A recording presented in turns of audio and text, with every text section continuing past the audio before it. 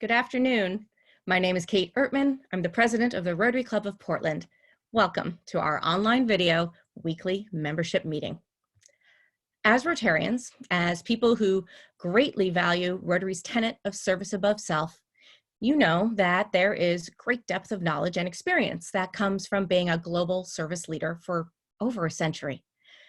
Fellow Rotarian Daniil Banks shared with me an article that is posted on endpolio.org, and it talks about the huge infrastructure that was originally developed to identify the polio virus and to deliver vaccination campaigns. Now, the polio eradication program is pitching in to protect the vulnerable from COVID-19, especially in polio endemic countries. Their experience in contact tracing, it's a skill that is greatly needed right now, the world over. The knowledge of these health risk communicators in Rotary's deep history not only continues to be so valuable for the communities that we provide service to, but it also holds value for other service providers to draw upon. So once again, I find such comfort these past few weeks every time I hear things like this. With Rotary's experience with polio outbreaks, we're now able to give support to governments as they respond to this new virus. With that, now please welcome Rotarian and Vice President Ruth Shelley to give this week's reflection. Thank you, President Kate. As we weather the coronavirus crisis, I strive to find some good in it. A satellite that detects emissions in the atmosphere linked to cars and trucks shows huge declines in pollution over major metropolitan areas, including Los Angeles, Seattle, and New York. In fact, in New York, pollution has dropped by more than 50%.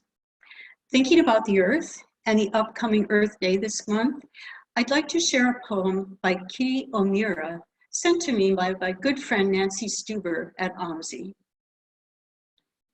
And the people stayed home and read books and listened and rested and exercised and made art and played games and learned new ways of being and were still and listened more deeply.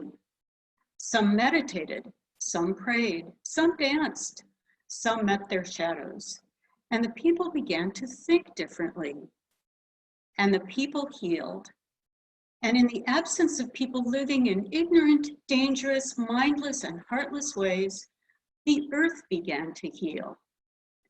And when the danger passed and the people joined together again, they grieved their losses and made new choices and dreamed new images and created new ways to live and heal the earth fully as they had been healed. May you and the earth have a healing day. Thank you so much, Ruth. Once again, we are finding really wonderful poems, wonderful passages, wonderful things from the past that are prevalent today to kind of bring us all together and have us find those opportunities in the situation that we're all in right now. So thank you, Ruth. That was beautiful. I'd now like to welcome any virtual guests. Thank you for tuning into our weekly membership meeting. And I would also like to extend a happy anniversary to everyone who became a Rotarian in this new month of April. We hope that you can see that list right on the screen right now, and you will also be able to see it on our website under the header of I think it's under the header of maybe membership. I think it's under the header of membership on our website. And you can find out who has an anniversary this month, who joined our club in the month of April, and reach out to them. And please offer your thanks and your appreciation for their many years of service above self. Now, please welcome Rotarians, and they're both past presidents actually, Dev Dion and Daniil Banks, who will announce a branding update for our club. Thank you, Kate. As we approached our centennial in 2010, club leadership decided that we needed to update our logo. we needed a logo that reflected both the Rotary Club of Portland and Rotary International. Julie Olson headed that committee to develop and recommend a new logo. Scott and Daniil and many others were involved in putting that together. The team was comprised not only of Rotarians, but staff and outside expertise. The logo that the board approved highlighted both the Portland Club and Rotary International. Specifically, if you look at the logo, the Fremont Bridge represented Portland. There was a people symbol for the people of Rotary and all the fantastic things we do. There was a globe, or a representation of a globe, because we are a global organization. And the environment, the green patch in there, because that is something that is very much associated with the Rotary Club of Portland. And finally, a banner that talked about our centennial year. The new logo is an important symbol of our centennial year, has been used since then, and I think created a lot of excitement at the time. But to tell you where we're going next, let me pass it over to Daniil Banks. Daniil. Good afternoon, everyone, and thanks, Bev and Kate. It's true that logos visually communicate an organization's brand, but a brand is more than a logo. Rotary's brand is much bigger than the Rotary wheel. As Portland Rotary, we've had a great looking graphic for the past 10 years, celebrating our first 100 years of service. Now, the club's leadership wants to align with Rotary International and to adhere to their brand standards. They recognize that Rotary International has a brand template for worldwide use, and they've wanted to take advantage of the opportunity to join Rotary's global identity. So what is a brand? And have you thought about our brand in the following ways? It's a perception. It's how others think about the organization, not how the organization sees itself. It's also an emotional connection. It's the bond the organization has with the public as well as its members. It's a promise. It's a commitment to offering unique value and experience, as well as a promise to provide service where needed. It's a distinct concept. It's how the organization differentiates itself from others. And it's a recognizable logo used consistently and repeatedly. It provides instant recognition and understanding. Our brand reflects who we are as well as who we want to be. It's really our essence. Remember, Rotary brings together leaders from all continents, cultures, and occupations to exchange ideas and to take action locally and in communities around the world.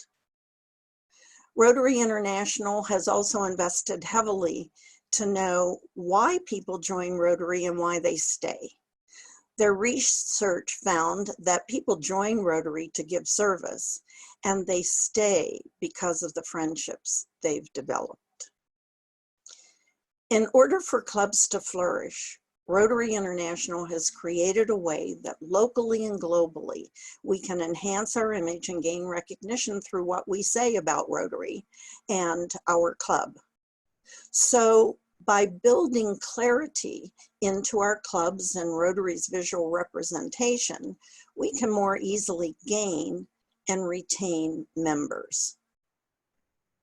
Because of that, our club leaders have taken advantage of Rotary International's investment by designing a new club logo. This simplified graphic will be on the club's website and stationery soon. Our new banner will be unveiled at our first meeting back together at the Sentinel Hotel, and we'll receive our new badges that day as well. Now that we are on brand with Rotary International, We also have access to so much more. Watch for our Rotary Club of Portland logo in many places.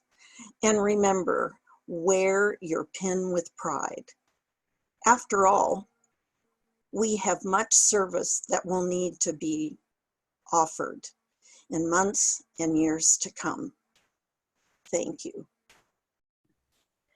Thank you so much, Janelle, and thank you, Dev, for introducing that, for showing where we have been for the past 10 years, which was, again, as you said, so important because we were celebrating our 100-year anniversary.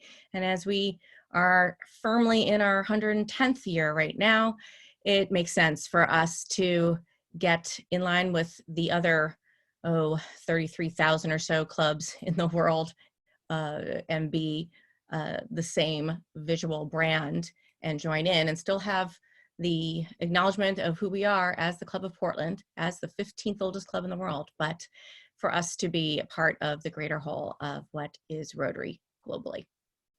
So we are now moving on to our chair of the day, who is past president and Rotarian, Scott Burns.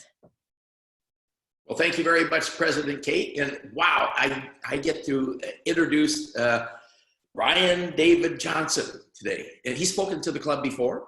He's one of my heroes, and he just happens to be the president of, the husband of President Kate. He's a futurist, and there's a lot that people are talking about today about the future of everything, especially with this pandemic. He works with organizations around the world in order to figure out what their vision is going to be in 10 to 15 years, and then and how to live in the future. He works specifically with them to work on that and then how to get there. He's worked with startups in the past, trade unions, governments, and most recently with one of our most famous multinational groups, Intel. But now he is working for the largest university in the United States, Arizona State University down in Arizona. He is futurist in residence at ASU's Center for Science and Imagination, and he is also a professor in the School of Future Innovation and Society there, and he is director of ASU's Threadcasting Lab that is down there. He is a man of many talents. I mean, he has produced many videos, for instance. He has 30 patents that are out there. He is an author. He wrote a book on science fiction prototyping. Second one amusing to me was Screen Future and the Future of Entertainment, Computing and Devices We Love. And thirdly, one of my favorites is Humanity and the Machine, What Comes After Greed? You'll find his writings in the Wall Street Journal and other organizations like that. He appears regularly on Bloomberg TV, PBS, Fox News, the Discovery Channel. He has directed a couple feature films. And in addition, a man of many talents, he is an illustrator and a commissioned painter. Wow. So I would just like to introduce one of my favorites in the world, Ryan David Johnson. Thank you so much, Scott. It is a pleasure to be here today and to speak to the Rotary Club of Portland. I have been before, and it is always a pleasure, but it was a distinct pleasure being introduced by my favorite geologist, Scott Burns. This is a big thing for me. And I don't know if the membership or anybody watching had a moment a while back to see Scott Burns's OMSI Science Pub Talk. It was amazing. It was, I think, one of their first virtual ones. It was called A Tale of Two Floods, and it was about the geological history of the Columbia Gorge. Now, I went out and checked this morning. I believe it's going to be posted up on the OMSI, our local science museum, on their website.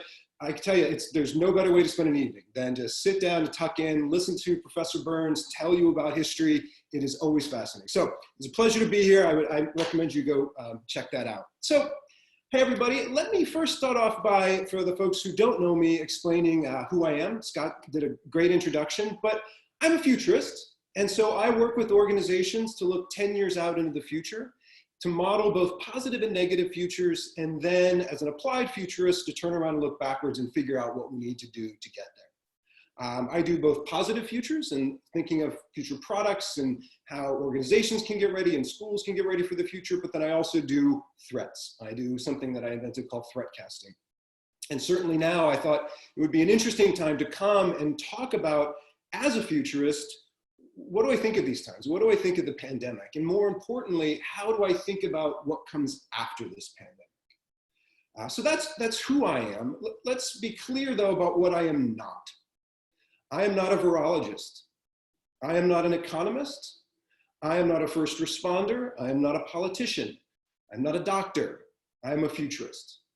So my job is really to think about not what is at hand, not the things that we're dealing with, and certainly there is much to be done, but it's to think about what comes after that. What is the thing after the thing? So I come to you today simply as a futurist, knowing that that is the limits of what I can talk about, and really wanted to give you a kind of a window into how I'm processing this. Certainly these days have been very, very packed for me. As a person who does do threat casting and works both with the university as well as the United States government and military, it's been a busy few weeks. But I was really thinking about this and jumped at the opportunity to come and speak because that also is part of my job. I think it's part of my job as a proud Oregonian, but also as a futurist, to come and talk to people and give people ways of thinking about the future, not talking about all the dark things, and certainly this is a very challenging time, but to say, okay, what can we do? How can I empower you to start thinking about the future, what comes after the pandemic? So that's kind of what I wanted to talk to you about today and what we'll go through in our time together. And then I know we have a few questions that we'll go through at the end. Now, being a futurist, as you can imagine, everybody pretty much these days asks me the same first question when we talk about the pandemic. Did you predict it? You know, okay, Mr. Futurist, did you predict the pandemic? And basically my response to them is, well, number one, no, I don't make predictions. That's not my job. My job isn't to predict the future. There's no crystal balls. There's nothing like that. It's my job to not be right, not be the one who stands up and said, I made this prediction and I was right. This is what I teach my students all the time on the first day of class, that it's not our job and not my job as a futurist to be right, but it's my job to get it right. So that as organizations and people and individuals are thinking about the future, when that future arrives, we've designed it in the right way. People are prepared for it. They've got a way of thinking about it and a way of talking about it. So in that way, I don't make predictions, so I didn't predict the future. But what I can tell you is, have I modeled pandemics? Yes, I have. In my threat lab, we've actually done work in this area. And one of the things that I can tell you about pandemics is they're not that hard to predict, if you will, because we know they're going to happen. They've happened in the past multiple times. We've seen them with SARS, we've seen them with Ebola, this is another one. They're much like natural disasters. We know when they're going to strike, we just don't know where they're going to strike. I've done a lot of work in the past with FEMA, where we've looked at the future of wildfires in the West, and we've looked at earthquakes down in California, and thought about tornadoes and hurricanes as well. We all know that these are going to come. It's just a matter of being prepared for them and having systems and processes in place. And what I can tell you is I work with, there's a colleague of mine at Arizona State University by the name of Tim Lant. Tim has done work with the CDC, the Center for Disease Control. He's also done work with the White House back in 2015. He has been modeling pandemics for the past decade. And so he's my go-to person. And he is a part of our threat casting lab. And many people have said, you know, how could we have predicted this? How would we have predicted it? Tim wrote a paper on it back in 2015. That these are, even though they're very, very scary, we know about pandemics. We know that they're going to be coming, and we know that we need to have a better response to them. But what is different about this one? So this is one of the things for myself as I start to think about it and the effect that it's having. What's different about this pandemic than any of the other ones, or say hurricanes or wildfires or anything like that? And I think as we go through this time, I think it's important to remember what you're experiencing is destabilization. In my threat lab and in the work that I do as a futurist, that's oftentimes what I'm modeling when I'm modeling negative futures, is the destabilization of systems. So when your systems start to destabilize, they don't work anymore. So this could be anything from a global supply chain to a local supply chain and getting groceries here, to being able to have toilet paper on the shelves. These are destabilizations of systems that we have grown accustomed to. And that destabilization is incredibly uncomfortable. It makes us very uncomfortable because the things that we had relied upon, the things that got us through our days, the thing that got work done, all of these things have started to unravel. And all of these things have been destabilized. And that's one of the things that we're experiencing right now. Now, granted, the destabilization started with the pandemic. But again, these destabilizations can happen with wildfires and hurricanes and natural events. They can happen with recessions or wars. And that's part of, for me as a futurist and a systems thinker, is understanding how those destabilizations happened. And then what do we do about that in the future? But we'll get to the future in a minute. But for myself, then, looking at this destabilization that we're going through, for me, there's two things that make it quite different. Now, the first one, which makes it very different than other pandemics, and as many of us have seen in the media and the news, is this is a global pandemic, is the size of this. So one of the things that makes it different, of course, than, say, a wildfire in the West, is it simply affects one region or one state, or maybe even if it was the entire West, it would be 3 states. But now we are experiencing with the global pandemic a destabilization in varying ways all over the world in different ways. And all those systems, whether they be cities, whether they be businesses, whether they be communities, they're all being destabilized at different levels. And so as you start to look at it, if you put on a lens as a futurist, you start looking at how those systems have destabilized, how they have failed, and how they might be able to be rebuilt. So that's one of the things. We've had this big expanse, this global destabilization.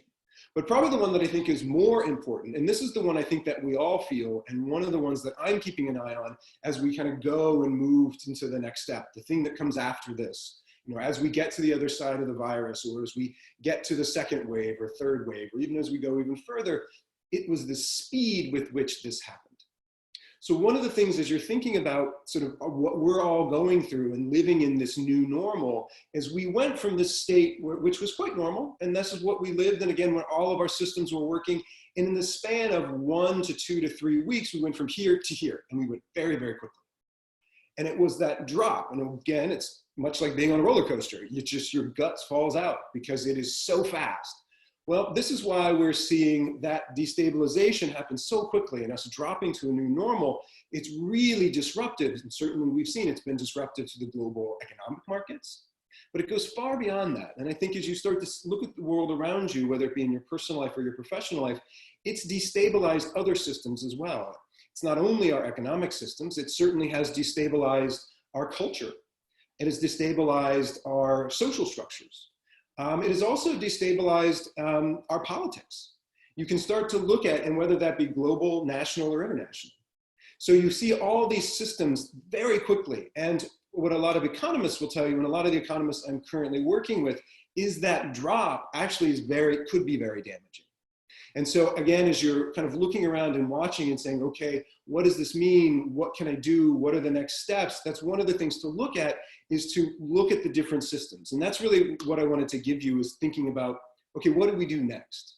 So if that's what's happening, so how I look at what's going on today, how do we prepare for the thing after that? And so the first thing I would say is be very, very cautious as you start to think about the future. And more from that drop we just went through and the shock that we're all still experiencing, be very, very cautious as you start thinking about potential futures, because there's a lot of things that we don't know. That's also a part of destabilization. There's just a lot we don't know, and that is uncomfortable, but we simply have to get through it, and we have to work our way through it. So, but be cautious. And I want to give you an example from the past where we had another large destabilization. History is a really important part of being a futurist. History is the language we use to talk about the future. We actually don't have a language to talk about the future. We have to use examples and metaphors and allegories and mental models from the past to help us think about the future. And here's a cautionary tale, I think, from what many of us have lived through back in 9/11.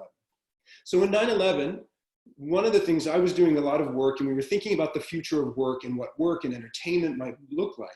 And remember, back in that time, people said, because we were very, very destabilized, we didn't know what was going on, people said that humans, that adults would never work in high-rise buildings again. Because we had never imagined, many of us had never imagined that a jetliner could be used as a weapon and how awful it was. And so our initial gut reaction was, well, nobody would ever be in a high-rise or work in a high-rise, and certainly we would stop building high-rises. Now, I say this not to make fun of it, actually, because if you remember back to that time, it was very scary and we didn't know. There's a lot that we didn't know.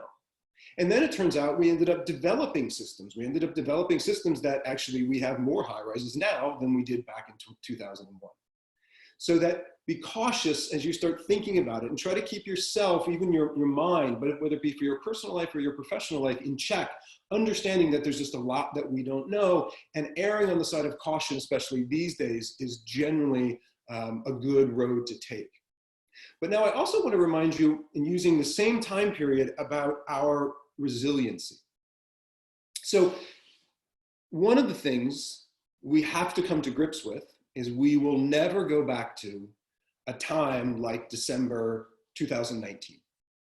As I mentioned, that new normal, we don't go from here and in 2 to 3 weeks jump down here and we don't go back here. That world is a thing of the past.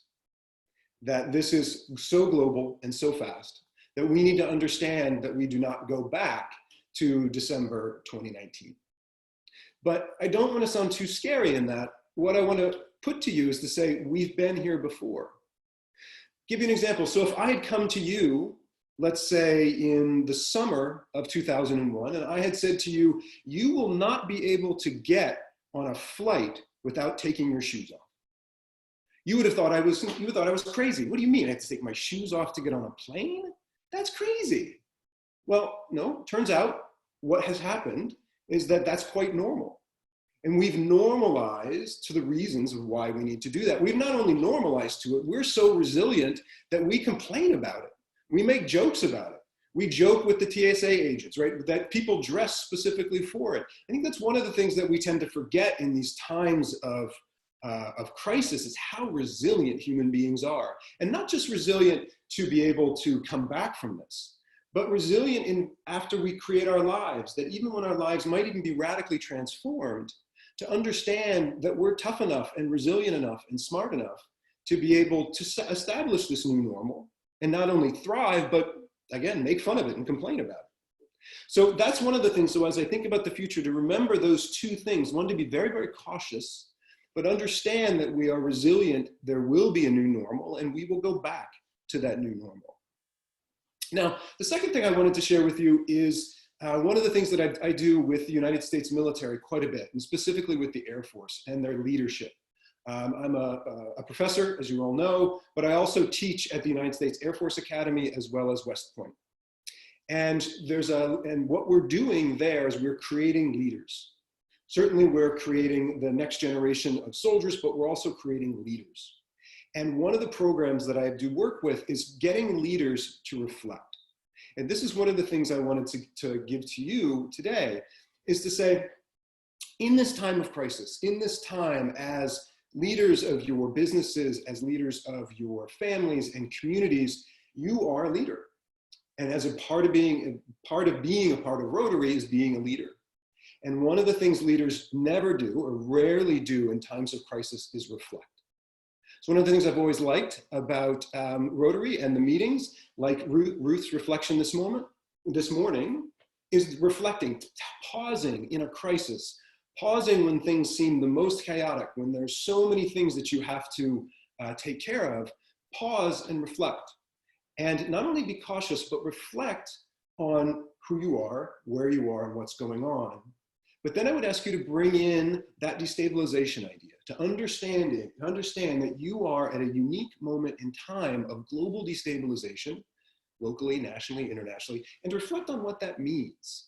I think for me, again, looking for the positive sides of these things, because I am an optimist, is because you have now the opportunity to look at all of the systems in your life, your professional life, your personal life, your community, that have been destabilized.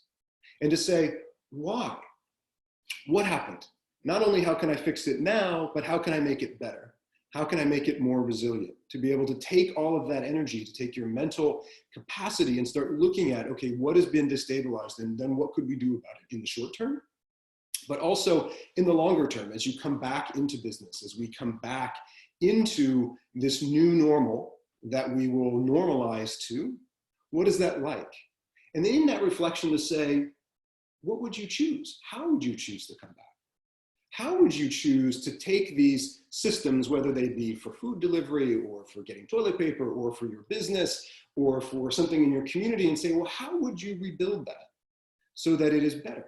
How would you make it better? How would you make it more humane? How would you have it serve people better? To me, this has been a really, really amazing time to be able to reflect and look at those systems to see how they've been disrupted and then figure out how we make them better. And then finally, my last piece, and the last thing I wanted to put in front of you, because I am an optimist. This is one thing that have said to the club many times. I am an optimist because I know that the future is built by people. We build the future. And let's get together and build a future that's great. Let's not get together and build a future that's terrible. That's why I'm an optimist, is because of groups like Rotary who get together and build amazing futures. And it was last year, actually, it was in December of 2019, I was working on my next book project. I was doing research on my next book project.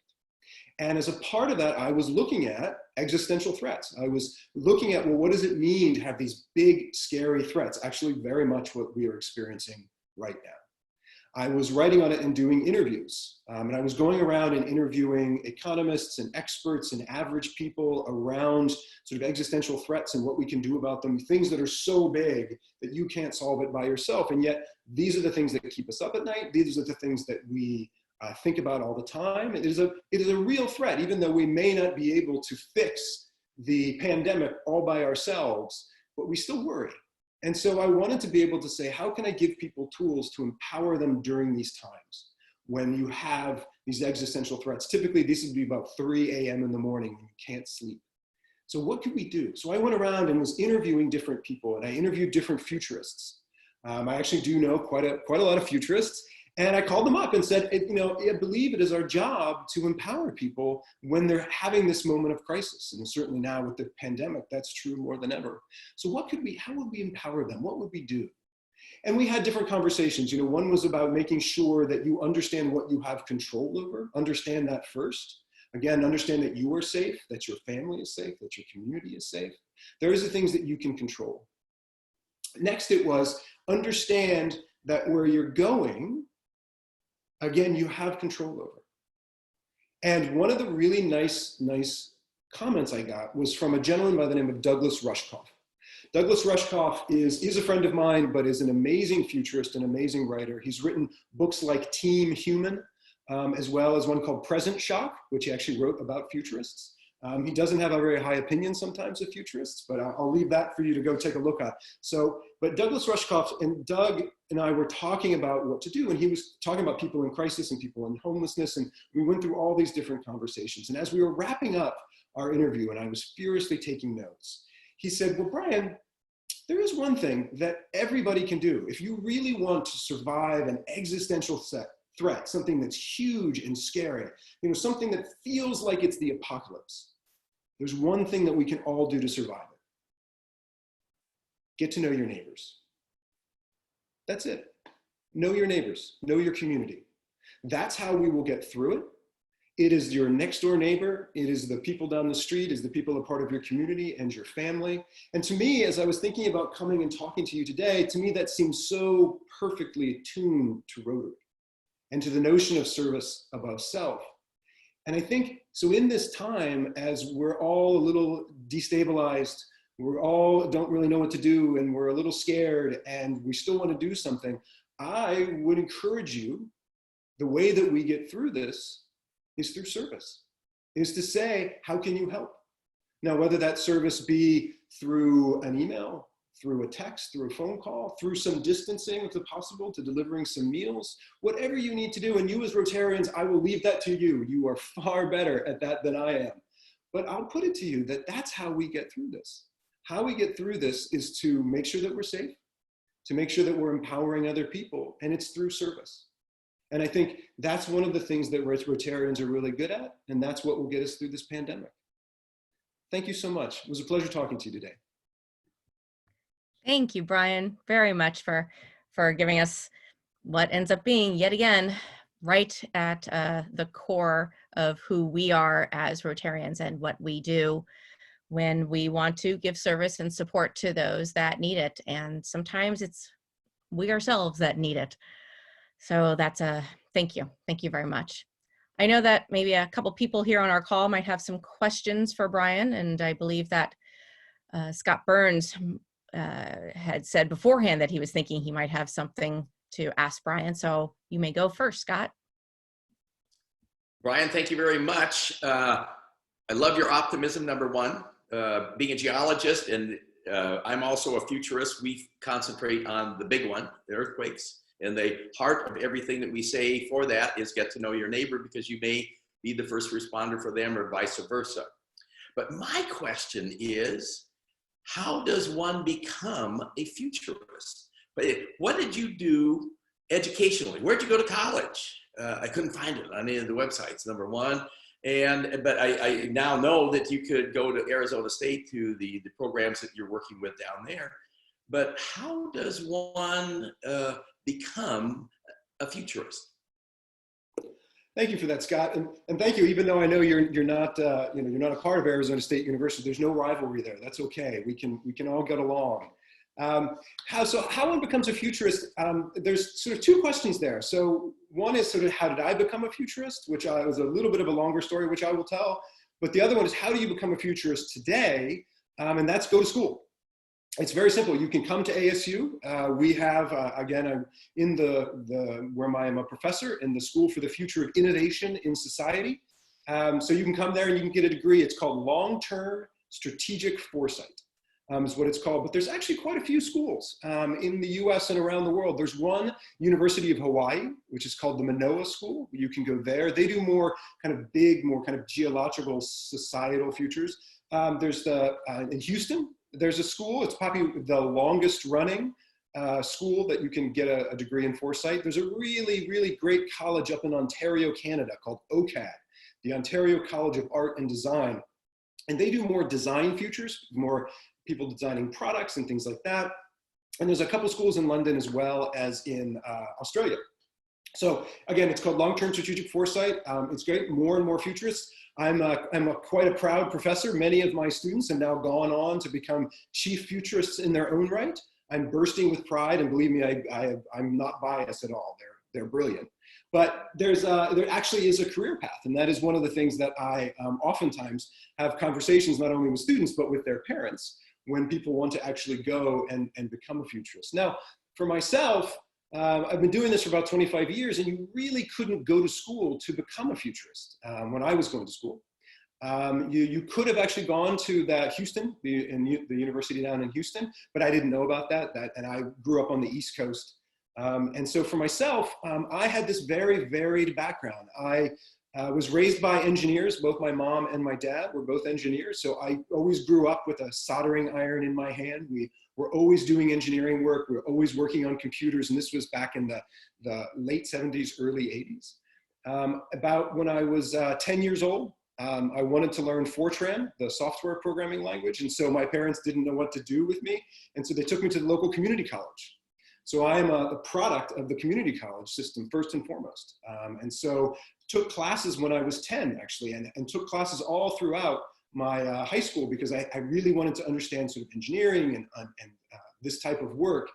But then as you know, any good 17-year-old kid would do, I flipped it on my parents. They thought I would go to an engineering school, and I ended up going to a school called the New School for Social Research.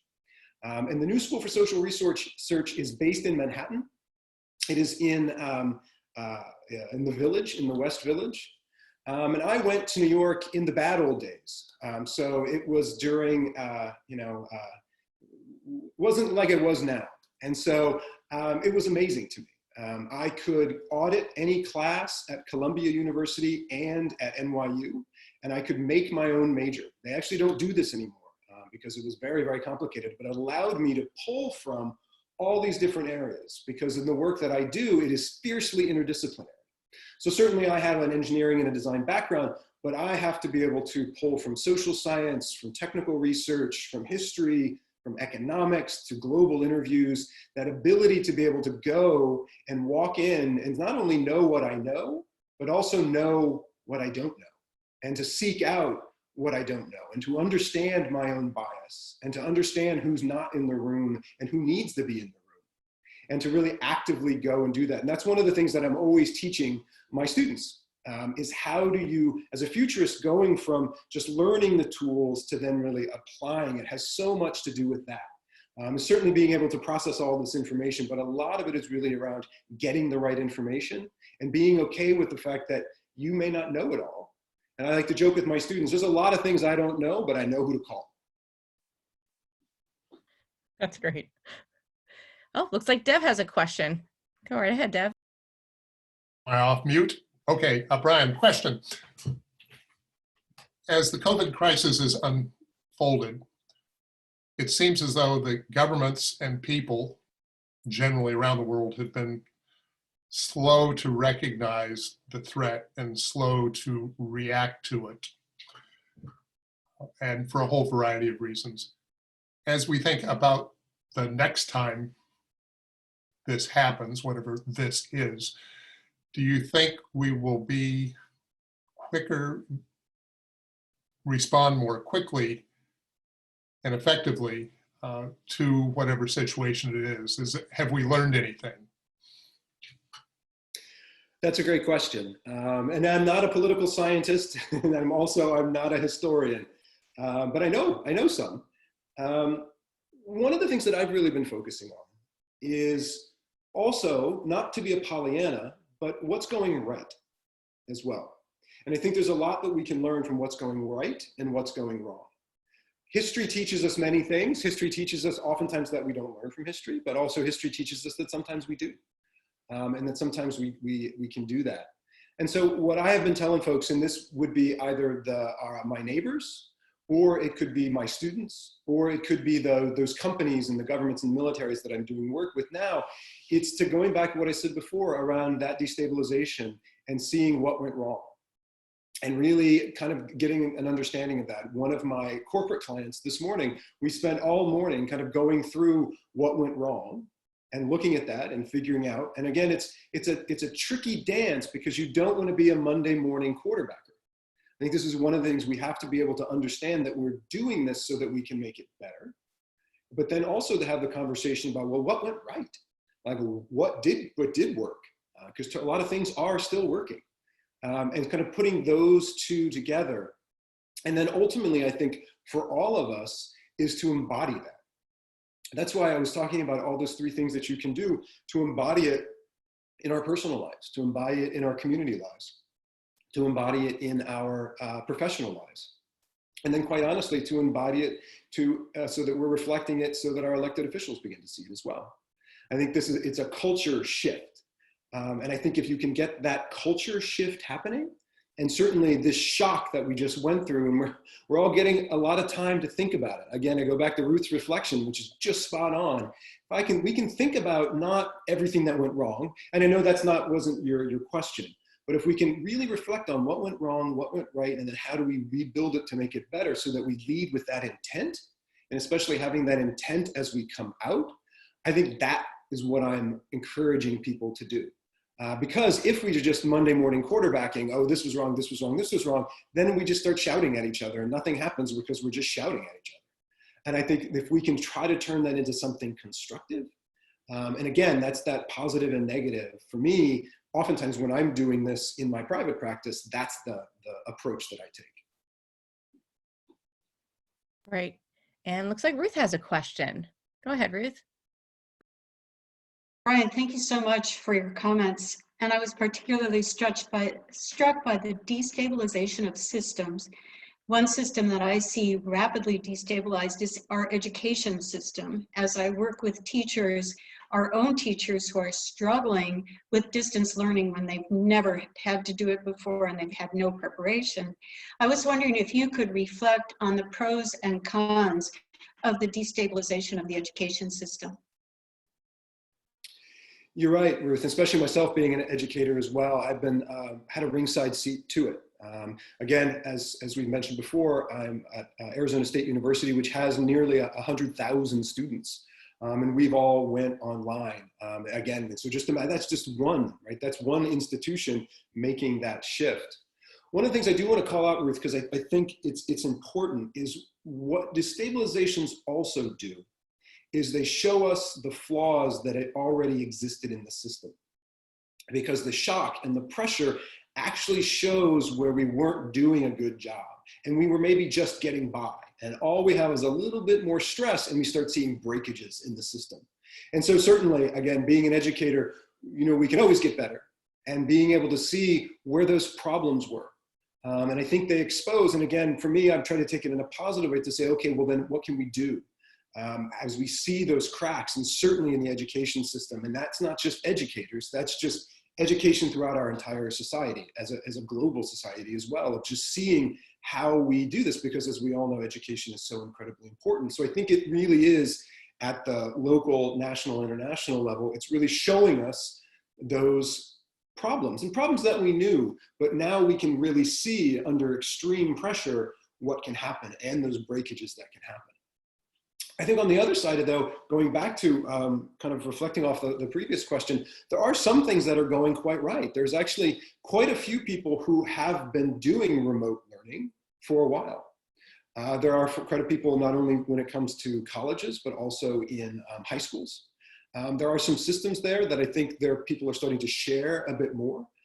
You have people who were doing, it wasn't homeschooling, it was going to school at home online, which is very, very important differentiation because homeschooling is quite different. And again, no judgment on either of them, but the idea of being able to have an educational institution, whether that be a local school or a university, to be able to take it online. And we're learning what can work there and what doesn't work there. We know that it's possible, but we also know that there's some pros and cons to it. So I think it's allowing us to go back and say, okay, well, maybe we should do a little bit more of that. Maybe there are some things we could do with that. I know in my own personal experience as an educator and a professor, the last course that I taught online 50% of the time. And the other, I did it in person. And for me, I've got a little bit of gray in my beard, I felt bad. I thought this was terrible. I'm the professor. I need to be in the room. And no, they told me, even my students told me, no, we actually like it. We actually like that you're out and around. And that's one of the things that I have actually normalized to much before this, the COVID pandemic crisis, is my office hours are all virtual. My office hours are all in a Zoom room like this. And what I do is at 8:30 in the morning, I turn on the Zoom room and I just sit there. I have some coffee, I do some work, and then somebody will come in and they'll say, excuse me, Professor Johnson, and they pop up, and then we just start having a conversation. But it's my office hours, and so my doors are always open. So that means another person can just show up, and they do. They'll actually show up. And so I might be having a conversation with one of my students, Jason, and Melinda, another student, might come in, and I'll go, oh, hey, Melinda, hey, thanks for coming. Can you just hold on one second? Don't go anywhere. And then I will go back and finish what I'm talking to Jason about. But then what gets really good is the students will hear each other talking. So Jason will be asking me a question and Melinda might know a little bit of the answer. So she speaks up and she goes, oh, Jason, you might want to go try to do this. And then they start talking. It's great. Then I can just go back and just keep drinking coffee and they start solving each other's problems. And it's surprising how quickly we can normalize to having this happen. And what was fascinating is that typically in that environment, we wouldn't really be able to do that. Meaning because they're being able to call in, they would have to, of course, get in their car or take public transportation and both come. So that free exchange of ideas, which is so important in an education setting, is really happening. And to me, that is just, because it shows you that there are some positives that will come of this. So to finalize on your question, Ruth, is that I think there's a lot that we'll become more comfortable with. And so when we go back to that normal, we might say, okay, well, we know that you're never going to replace human and human contact. That is incredibly important. We're very social animals. But we may have learned some ways that we could fill in some gaps with these technologies and gotten a little bit more comfortable. And then remember, there's an entire generation that has been born in the past 6 months to a year, they will never have known a time when the pandemic had not happened. I'll give you, there was a student of mine going back to 9/11 as an example. And I was, we were having a conversation around other big pandemics or other things, and was trying to make this student, the 18 years old, talking to him about the crisis. And we were having a conversation, and he couldn't get his head around the fear of this. And I said, oh, let me give you another example. And actually it was further back than 9/11. I said, oh, it was like the early days of the AIDS crisis. And he kind of paused, and I said, yeah, very early on, we knew that a lot of people were dying, and we didn't know why, and it was really scary, and we were going around and trying to figure it out. And he looked at me with all sincerity and said, you can die of AIDS? He was born in 2001. He's never known a world that AIDS wasn't treatable. So I would go back to what you're saying. One of the things that's also, I think, going to be really interesting coming out of this is you will have an entire generation who has a different normal. And that's not a bad thing.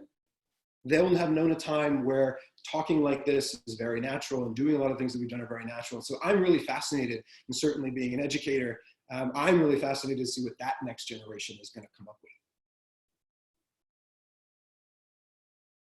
Great. Thank you so much, Brian. I think we have all the questions that we're going to have right now. So again, thank you, Brian. Thank you for doing this today. And if anybody else who is listening to this when we are posting this video, if you have any follow-up questions that you'd like to ask Brian, I have a feeling that if you post them maybe to our Facebook page, or if you send it to our office, to the Rotary office, I'm sure we can get those in front of Brian and get some follow-up, get kind of a round two of answers. So please don't hesitate if you have something else kind of sparked your interest that you want to ask him. I already did. I already invited you to ask those questions. Now for next week, our speaker is going to be Scott Crabtree. He's the founder of Happy Brain Science, and he's going to be talking about the science of coping during a crisis. Thanks again to all of our speakers here today. And thank you to our club's membership, whenever, wherever it is that you may be viewing this meeting. I hope that you might be watching this perhaps with your family, or you might be sharing the video with your friends so that they can now not only understand what Rotary is, but also what Rotary does in fellowship and in service, especially in times like we are all experiencing right now. And then lastly, a reminder to our members to make sure to read through your Spokes newsletter that you receive in your email at the end of each and every week. That's where you will find a list of up-to-date service opportunities, and you may also find additional meeting information about club committees that you are involved with, or perhaps that you might want to join now that not everybody, but some folks do have a little more time on their hands. And the committees are absolutely still meeting because there's still a ton of work to be done. As always, take care of you, take care of yours. In this past week, we started hearing how the virus has been affecting the families of some of our Rotarians. So again, check in with each other. Let's continue the fellowship that we have with each other. Check in, pause, reflect, as Brian said, and let's support each other. Thank you all for joining us today, and this meeting is now adjourned.